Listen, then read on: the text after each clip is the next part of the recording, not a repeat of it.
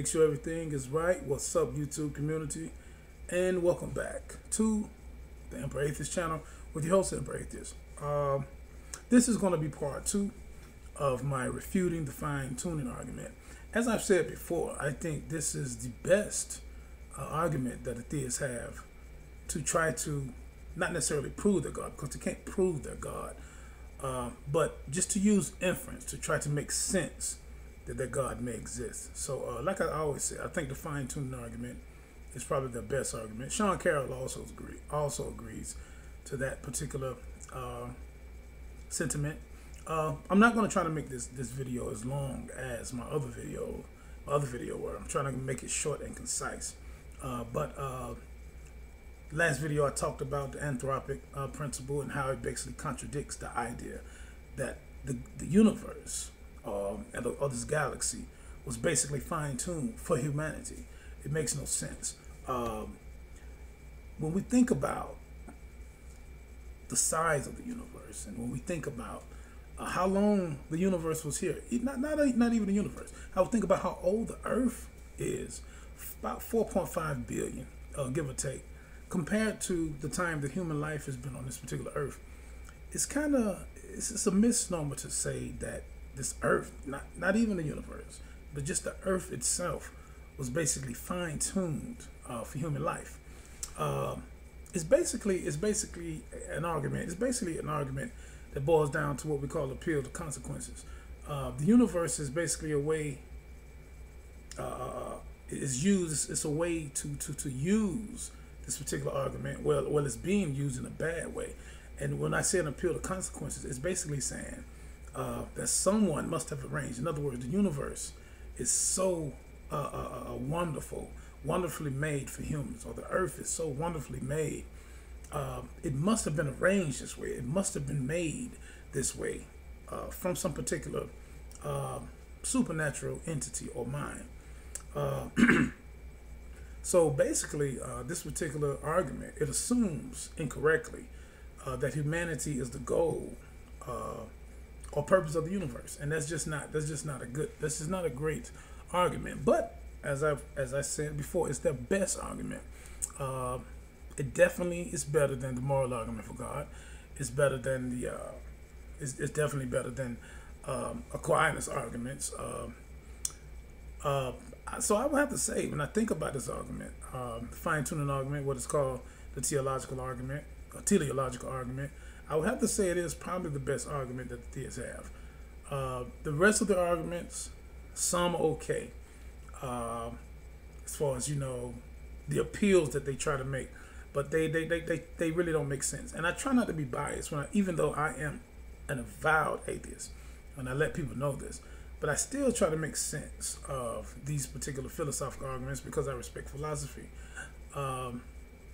And in respecting philosophy, then I respect the arguments. I understand how philosophy works, or how it's supposed to work. There are some weird philosophies, so don't get me twisted on that.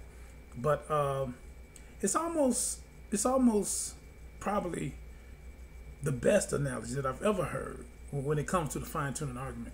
It's basically an analogy that was given by Douglas Adams, who passed away in the early 2000s. He was a great English writer. He's from the UK. And he actually wrote a lot of beautiful books. But one of his main books that I read years ago was The Hitchhiker's Guide to the Universe. And he was very brilliant. He was an atheist. He called himself a radical atheist, as I do call myself as well. But the reason he called himself a radical atheist is to make sure people didn't get him confused as being an agnostic thinker. He wanted to make sure that people knew he was an atheist, as so do I. But Douglas Adams came up with an analogy. It was called the analogy of the puddle. And basically the puddle analogy basically went like this. Just imagine that a puddle of water just all of a sudden became sentient. And this puddle just said, oh wow. And this puddle of water was just in this hole, and it just said, oh wow. This hole that I'm in is made perfectly for me. Ignoring the fact basically that this particular hole was not made fit or shape fit, but in other words, the raindrop itself, or the water puddle itself, actually formed itself to fit in the hole. And this is the same thinking about theists and humans who actually think that the earth was fine-tuned for them. Because when we understand evolution, and we understand human biological evolution, we understand that basically life, human life upon this earth has basically equipped itself to fit the earth and not the other way around. So in other words, life has been fine-tuned to actually fit the universe and to fit the earth. So it's basically a backwards thinking. So it's the same thing as this puddle. This puddle that Douglas Adams made this analogy to represents humanity, of course. And he talked about how the sun eventually would come out and make this puddle just evaporate. But all the while, this puddle still thinking to it in his own mind that, wow, this hole that I'm in was made for me, and not understanding that you really mean nothing to this hole, because this hole has always been here. This hole is not made for you. This hole is just basically an act of evolution. But this is what theists think.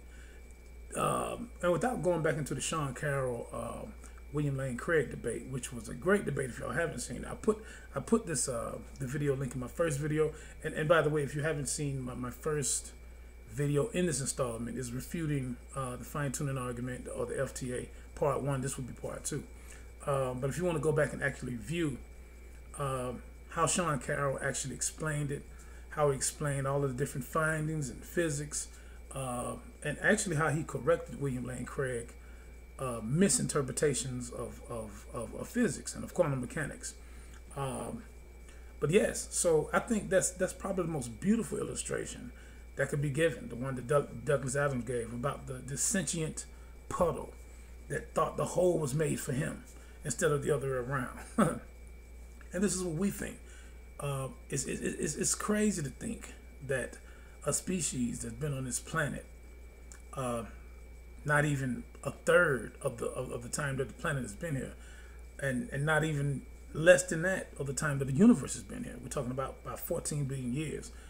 It's strange, and I don't know. I think it's an intellectual dishonesty to think that some all-knowing, all-powerful deity would create us, but create the earth and universe. A universe, by the way, that actually kills us. A universe that we actually can't even exist in. Even the whole earth itself, we can't even exist in. There are parts of the earth that we can't even live in because of temperatures, because of rather too hot or rather too cold. So it's kind of strange to me. And majority of the earth is water. So it's kind of strange to me. We definitely can't live in the water. Strange to me that people think like this and will actually try to use such an argument to try to predicate some type of God, specifically a personal God, whether Christian, Islamic, or Judaic. I think it's a bad idea. It's just not a good idea at all. It's not a good argument. But once again, it's the best argument, which tells you what about Christian apologetics. I'll let you answer that. But my next video I'm going to be doing, I probably won't do a part 3 to the fine-tune argument, because I'm going to leave a lot of links in this video to show how it's been refuted, been debunked basically. But definitely been refuted with more evidence and more logical thinking. But I'm going to do a part 2 to my refuting theistic idealism again. Theistic idealism was basically created by George Barclay. I spoke on that a few months ago too, and I said I was going to come with a part 2. Somebody just asked me about it. So I'm going to continue my series on refuting theistic idealism. If anybody have any questions on this fine-tune argument, or there are any Christians out there that you know, or you yourself may want to debate me on this particular subject, I would be glad to debate you anywhere. We could do it on my Google Hangout. We'll do it on your channel, wherever you want to do. We have a nice dialogue about it, a debate, or whatever you want to do, form debate, whatever type of debate you want to have. Because I'm actually interested in people trying to defend this particular argument, and actually trying to show that it proves some type of God, whatever God may be, specifically the Christian God, because basically Christians use it. Muslims use it too. But Muslims try to stay away from debating and using it. Mostly Muslims use the Kalam argument for God. But as far as the fine-tuning, I can't find too many Muslims that actually try to use this particular argument. Mostly Christian apologists and so-called up-and-coming Christian apologists use this particular argument. But like I said, once again, thank everybody for liking my videos and sharing my videos. Make sure if you're not subscribed, please subscribe to the Emperor Atheist channel. I'm your host, Emperor Atheist. I'm out. Peace.